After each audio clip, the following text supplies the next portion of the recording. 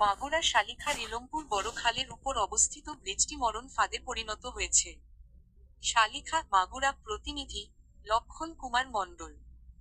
মাগুরা শালিখা উপজেলার তালখড়ি ইউনিয়নের ছান্দোরা এলাকার এলমপুর গ্রামে বড় খালের উপর নির্মিত ব্রিজটি মরণ ফাঁদে পরিণত হয়েছে।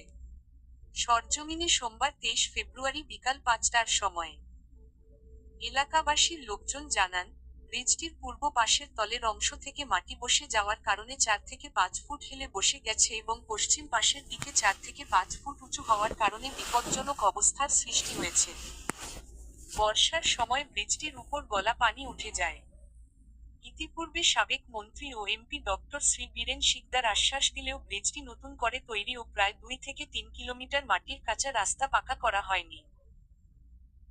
এখন আমরা এলাকাবাসীর প্রায় 250 শত বসতি জনগণ নবনির্বাচিত মন্ত্রী ও এমপি অ্যাডভোকেট নিতাই রায় চৌধুরী, মাগুরা জেলা প্রশাসক আব্দুল্লাহ আল মাহমুদ ও শালিখা উপজেলা নির্বাহী অফিসার বনি আমিনের কাছে আকুল আবেদন এই ব্রিজটি ভেঙে নতুন করে তৈরি ও পাকা রাস্তা করে দিবেন। শালিখায় খালের ওপর জরাজীর্ণ ব্রিজ, যে কোনো সময় বড় দুর্ঘটনার শঙ্কা।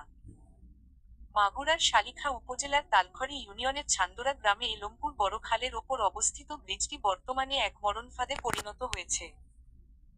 দীর্ঘদিন সংস্কারের অভাব এবং কাঠামোগত ত্রুটির কারণে ব্রিজটি দিয়ে চলাচল করতে গিয়ে চরম আতঙ্কে থাকছেন হাজারো মানুষ।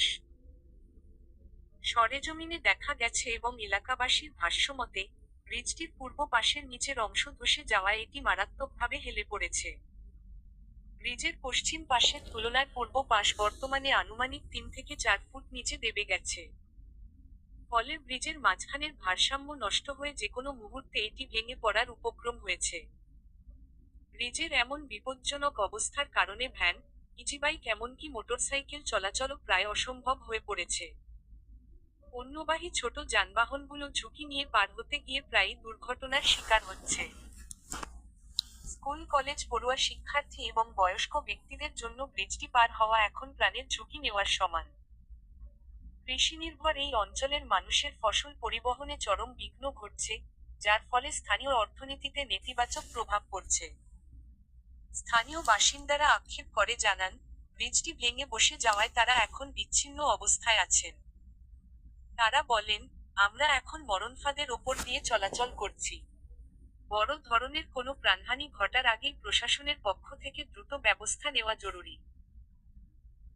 একটি বড় দুর্ঘটনা ঘটার অপেক্ষা না করে, জনস্বার্থে জনগুরুত্বপূর্ণ এই ব্রিজটি জরুরি ভিত্তিতে সংস্কার বা পুনর্নির্মাণ করার জন্য সংশ্লিষ্ট কর্তৃপক্ষ এবং স্থানীয় প্রশাসনের প্রতি জোর দাবি জানিয়েছেন ভুক্তভোগী এলাকাবাসী।